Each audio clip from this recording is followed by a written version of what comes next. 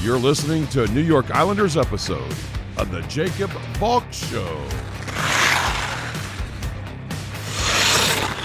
He's breaking down the team's latest goings-on as only he can. Follow him on Twitter at RealJacobValk.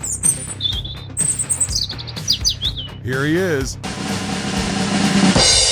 Jacob Valk.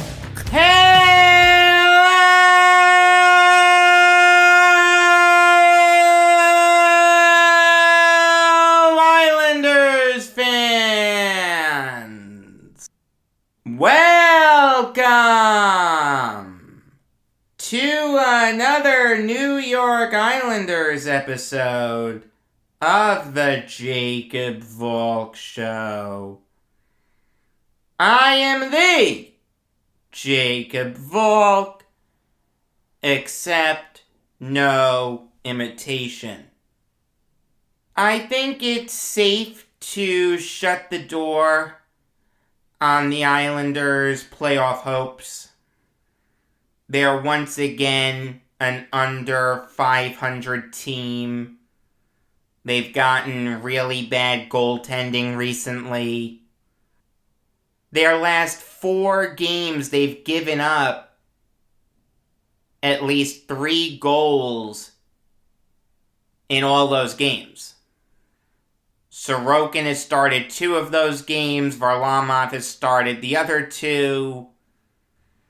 Neither goalie has played well. You look at the standings and the math just doesn't work. The Islanders have 5 games in hand on the Boston Bruins. That's who has the second wildcard spot in the Eastern Conference. They are 17 points behind the Bruins.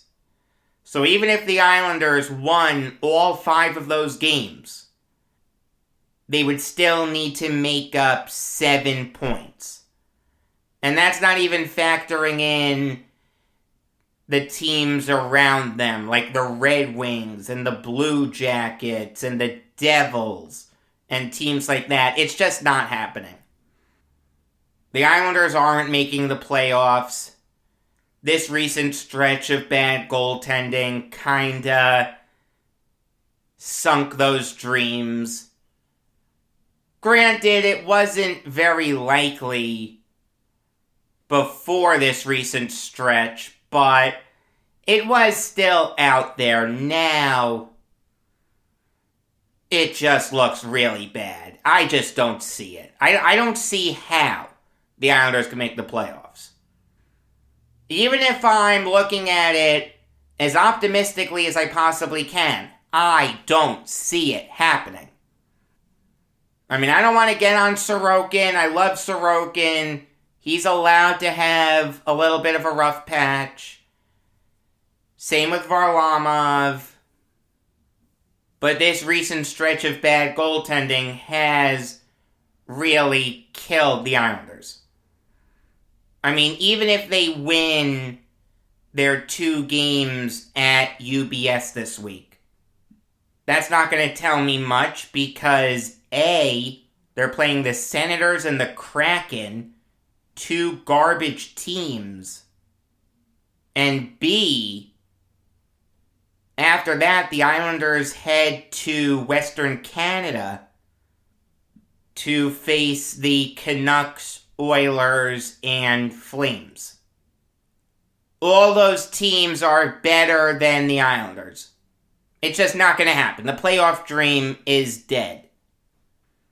Nice effort, nice try, but let's pack it in and try for next year. Let's sell off who you can, and let's look to next year.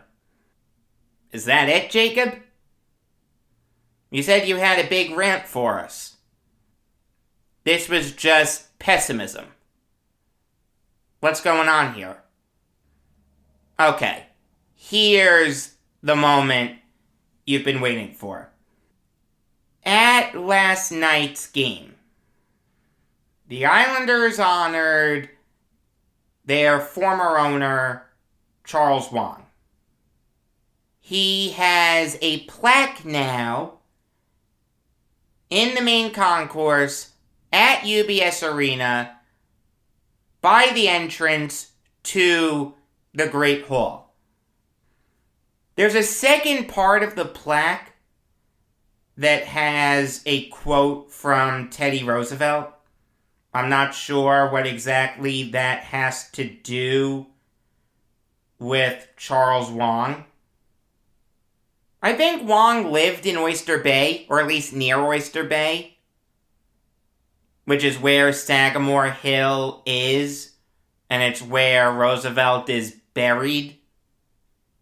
So now, is every Oyster Bay resident going to have a Teddy Roosevelt quote on their tombstone?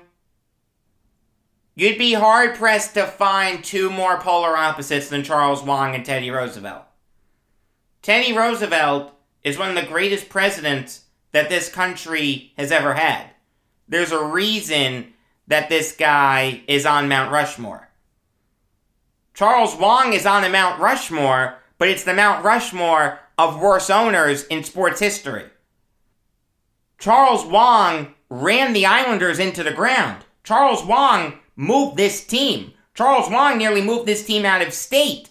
If it wasn't for John Ledecky and Scott Malkin, God knows where this team is right now. See, it's very interesting the stuff that the plaque omits. The plaque is a picture of him, the Islanders logo, his name, his year of birth, his year of death, Islanders owner 2000 to 2018. That's a little misleading, though, because Wang wasn't majority owner all those years. Starting in the 16-17 season, he was minority owner. Alright, so let's be fair. That plaque should read 2000 to 2016. Alright, I own stock in the Green Bay Packers. On my tombstone, it's not going to say Packers owner from this year to my year of death. There are 3 paragraphs on the plaque. Charles Wang came to America as a young boy. In addition to great business success, Charles was passionately committed to his family, to Long Island, and to the New York Islanders. Okay, I have no problem with that first paragraph. The second paragraph. Charles's generosity to others was dramatic, from his many charitable endeavors to his philanthropic contributions, often given anonymously. He has special love of helping children, particularly through his leadership of Smile Train. Charles Wang was a philanthropist.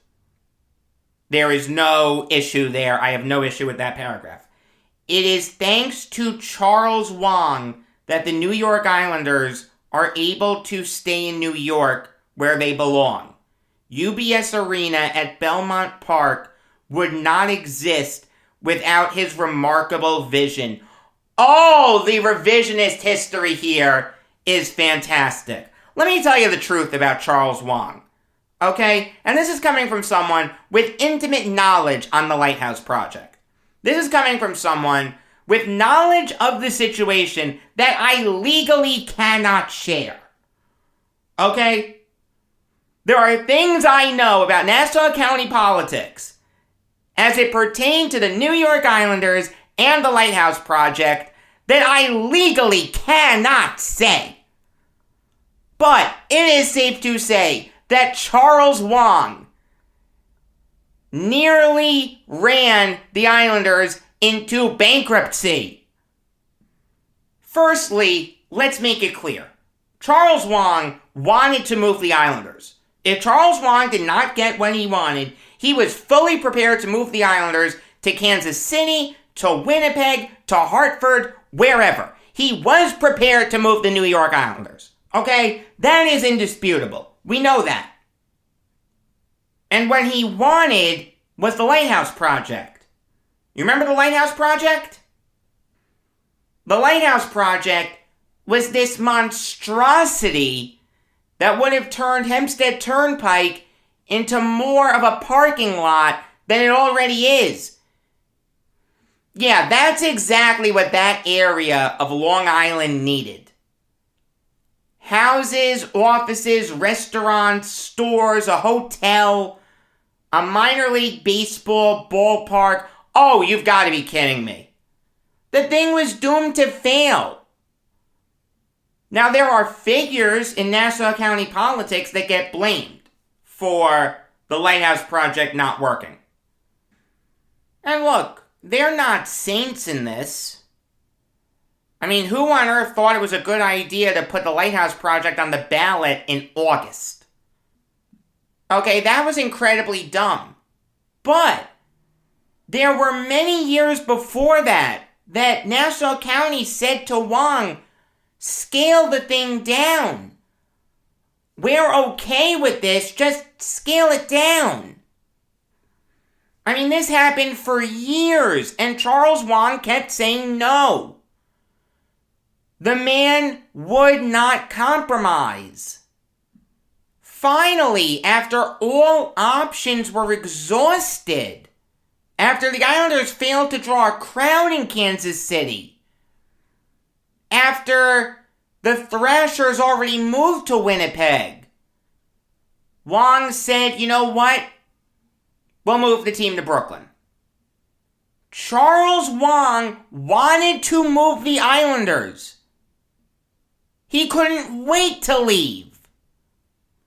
It is through sheer happenstance that he moved to the Barclays Center. Not because of some great devotion to Long Island. He couldn't care any less about Long Island. He cared about one thing, making money. And I don't begrudge him for that. He's a businessman. But don't make it sound like he had some great connection to Long Island. No, that had nothing to do with it. It was happenstance. It was all happenstance. And now we're going to give Wang credit for moving to the Barclays Center? So wait a minute. Okay, let me get this straight. Now it's a good thing that the Islanders moved to the Barclays Center?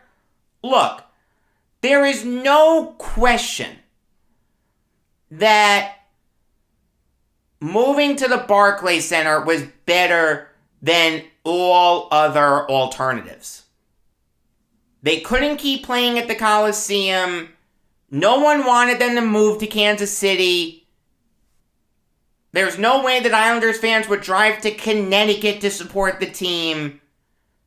The Barclays Center was better than the other alternatives. But you remember the hell that the Barclays Center was, right? You remember the empty seats. You remember being treated like second-class citizens. The sightlines were terrible. It was just a horrible experience. No one liked it. Now Wang gets credit for that? If Charles Wang wants to take credit for that, that's fine. But that's not a good thing. Like, don't make it sound like that was a positive experience. It kept the Islanders in New York. But let's be fair. No one went to those games. I know Islanders fans that refused to keep their season tickets, that went to a fraction of those games. Why? Because they didn't want to go to the Barclays Center. You can make the argument that that makes them bad fans, but I understand not wanting to go to the Barclays Center on a weeknight. A weekend, get your ass to the game. Otherwise, I understand you not going. So look, the first sentence of that last paragraph, it's thanks to Charles Wang that the Islanders were able to stay in New York where they belong, may be true at face value, but dig a little deeper. This guy wanted to move the Islanders, actively explored other states and other countries, and ended up moving this team to the Barclays Center, which was as close to hell on earth as you can possibly get. It's like saying that George Steinbrenner is the greatest owner in Yankees history. If you were to write that on a plaque, okay, I have no issue with that, but to properly tell the story, you've got to list off the things he did wrong. George Steinbrenner was not perfect. Properly tell the story. If you're going to put a plaque of someone up, properly tell the story. The second part, UBS Arena at Belmont Park would not exist without his remarkable vision. What? What? That's just a bold-faced lie. Okay? That's just a lie. The Islanders won a bid to construct UBS Arena in December of 2017. In December of 2017, Charles Wang was a minority owner. You're telling me Charles Wang had the pull to say to John Ledecky and Scott Malkin, the majority owners, place this bid with Oakview Group and Sterling Equities? Let me tell you, I went to a lot of events at UBS Arena as it was being built. I never heard one person say that Charles Wang was responsible for that. At the press conference with Billy Joel and Governor Cuomo and John Tavares and people like that, Charles Wang was nowhere in sight. This happened while he was still alive. It was December 20th, 2017. I was there. John Ledecky was there. I'm pretty sure Scott Malkin was there. Charles Wang wasn't there. Charles Wang had nothing to do with UBS Arena. That sentence is just a lie. I had more to do with supporting UBS Arena than Charles Wang did. There's no other way to say it. That sentence is a bold-faced lie. I mean, I can go a little further. I can say that the Islanders are lying to their fans here, but I'm not going to go that far. I can make that argument, but I'm not going to. I'll say this, though. Why are the Islanders honoring Charles Wang? What's the goal there? What's the purpose there? Who said that the Islanders should honor Charles Wang? I've mentioned the names Brent Suter, Pierre Turgeon, Ziggy Palffy. You want to retire some more numbers, you can. Where was the outcry for Charles Wang to get a plaque at UBS Arena? You want to give an Islanders owner a plaque? Give John Pickett a plaque. John Pickett owned the Islanders during the dynasty. You want to talk about someone who saved the Islanders? John Pickett saved the Islanders. In the early goings, the Islanders almost folded. There were a lot of financial problems. Roy Bowe wanted to sell the team.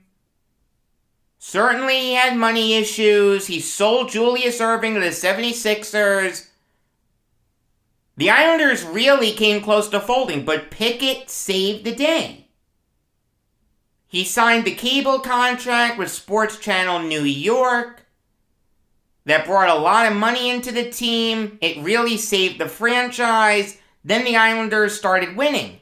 Now, granted, Pickett had his issues. They fell off after the loss to the Oilers hard. Pickett turned into an absentee owner. He wanted out. By the end, the franchise was a joke. The Gang of Four had failed miserably. They had the John Spano incident. John Pickett's end with the New York Islanders was really bad. But There's a lot of good there, too. There was more good than bad. 4 Stanley Cups happened in John Pickett's ownership. Give him a plaque. Go to UBS Arena tomorrow or Wednesday. You know what? Go both days. Get more of a sample size.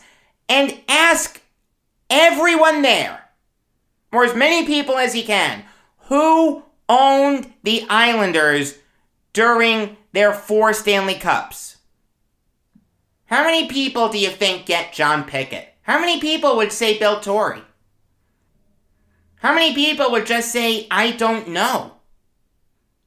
That's who the Islanders should be honoring. John Pickett is a forgotten figure in Islanders history. Honor him, not Charles Wang. The Islanders were successful under John Pickett, not Charles Wang. Charles Wang bought the Islanders in 2000. And he died in 2018. So that's 18 years that the guy was part of the Islanders. You know how many years they made the playoffs? 7. You know how many playoff series they won? 1. You know how many playoff series they won in the Nassau Coliseum? 0. Charles Wang stood by and watched as Mike Milbury made some of the worst trades in hockey history. Let's trade Olli Jokinen and Roberto Luongo for Oleg Kavasha and Mark Parrish. Sure, no problem.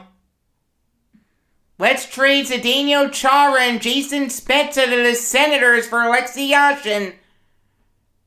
Doesn't matter that no one in Canada likes Alexei Yashin. We'll take him. Sure, no problem, Mike. Whatever you want. Hey, I want to fire Peter Laviolette and replace him with Steve Sterling. No problem. This guy was so inept, he wanted to put a gosh darn sumo wrestler in net. A sumo wrestler goalie. Do I need to tell you how stupid that is? After he fires Milbury and brings in Neil Smith, Smith after a month realizes he can't work with this idiot. And who does Wang bring in? The freaking backup goalie.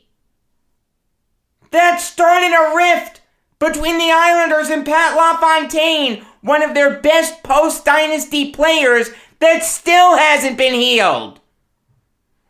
No one remembers that. But when Neil Smith was fired, Pat LaFontaine quit in protest of the firing. Pat LaFontaine should have his number retired. Pat LaFontaine should be in the Islanders Hall of Fame. But 16 isn't in the rafters. Who does he hire? The backup goalie. Garth freaking Snow. 1 playoff series win. He okayed the Alexei Yashin contract that he signed right after coming to the Islanders. He locked up Rick DiPietro to that disastrous contract. Thank God for the amnesty clause. I was in Minnesota when the news broke that DiPietro was amnestied. My father and I were celebrating. Everyone in our section, including Paul Molitor, looked at us like we were nuts. And that is a true story. The guy wanted to sign Michael Pekka to a 10-year contract. Michael Pekka was a really, really good Islander. Really good two-way player. Didn't deserve a 10-year contract. Put that on the plaque. Put on the plaque the fact that this guy knew nothing about hockey, yet decided to buy an NHL team. You know, it's funny. I just got off the phone with a friend of mine. Literally, just got off the phone. I asked him, did he know who John Pickett was? He said no. I am not trying to make that guy feel bad. Okay? Please, please, please, if you're listening, you know who you are.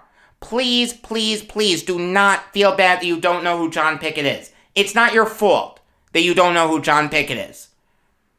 The Islanders would rather promote Charles Wang, someone who only won one playoff series with the Islanders, than a guy in John Pickett who won over 20 playoff series with the Islanders. The New York Islanders do not know how to honor their own history.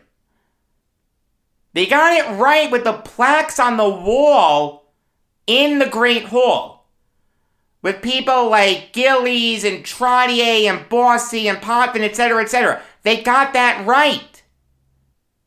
But if Charles Wang gets a plaque, John Pickett should get a damn statue. The Islanders should issue a formal apology to Pat LaFontaine. Oh, what a disgrace. What an absolute disgrace to honor Charles Wang. Next up, we're going to honor Andrew Ladd. Next up, Brad Isbister is going to get his number retired. Hey, I'll do you one better. How about the Gang of Four? Let's honor them. Let's honor Milstein and Gluckstern. Let's honor Roy Bowe. What a disgrace. You want to honor your history? Come to me. I'll tell you how to honor your history. If I was in charge of making plaques for UBS Arena, and someone came to me with the idea of honoring Charles Wang, I'd fire the guy right then and there. If you're going to be that stupid to think that this idiot deserves a plaque, you're not going to work for me anymore. In no way, shape, or form does Charles Wang deserve a plaque at UBS Arena. Nice guy, philanthropist. I don't think I've ever heard anyone say a bad thing about him personally. But he wanted to put plaques up for nice people? Put up a plaque for Gandhi. Put up a plaque for Mother Teresa. Not Charles Wang. Thank God I never used that entrance. Let me tell you, sometimes I leave that way. I don't think I want to leave that way anymore. I'd rather walk around outside than pass that plaque. I'm ashamed to have that plaque in my arena. This isn't something like a number that you don't think should be retired. Because that guy had to do something good. Right? What good thing did Charles Wang ever do as owner of the Islanders? Seriously. Gets credit for keeping the Islanders in New York. He wanted to move them. Charles Wang wanted to move the New York Islanders. You think John Ledeckie's ever had that thought? You think Scott Malkin's ever had that thought? No! Those guys should get plaques. What a joke. What an absolute disgrace. Alright, hope you enjoyed that rant. Hope it was everything I promoted it to be. I'm going to have a scratchy voice for the rest of the night, but it's all worth it, I'll say that. Hey, the Islanders did this to me. If I have to go to the doctor, should I bill the Islanders? How do you think that'll go over? You get another Islanders show in 2 weeks. I promise you I'll be happier about them. I can't be any less happy with them. Brooklyn Nets show comes your way in a week. Regular episodes of the Jacob Valk Show come your way every weekday afternoon. Until next time, I'm Jacob Valk, and always remember, if you disagree with me, you're wrong.